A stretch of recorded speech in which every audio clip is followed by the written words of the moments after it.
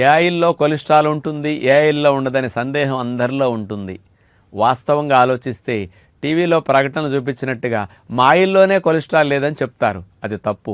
అసలు ఏ ఆయిల్లోనూ కొలెస్ట్రాల్ ఉండదు. మనం వాడే వంట నూనెలన్నీ కూడా విత్తనాల నుంచి వచ్చాయి. వృక్ష సంబంధమైన ఆహారాలన్నీ కూడా జీరో కొలెస్ట్రాల్ అని మరవకండి. కాబట్టి మనం వాడే వంట నూనెలన్నీ జీరో కొలెస్ట్రాలే.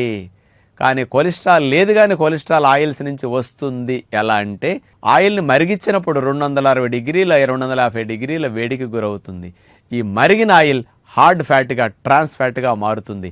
ఇలాంటి ఆహార పదార్థాలను మనం తిన్న తర్వాత ఈ ఆయిల్ అంతా లివర్లోకి వెళ్ళి లివర్లో బ్యాడ్ కొలెస్ట్రాల్ ఎక్కువ తయారు చేయడానికి ఈ మరిగించిన ఆయిల్ సపోర్ట్ చేస్తుంది. ఆయిల్లో కొలెస్ట్రాల్ లేనప్పటికీ మరిగించి వంట నూనెగా మనం తినటం వల్ల బ్యాడ్ కొలెస్ట్రాల్ తయారవడానికి కారణం అవుతున్నదని మరవకండి.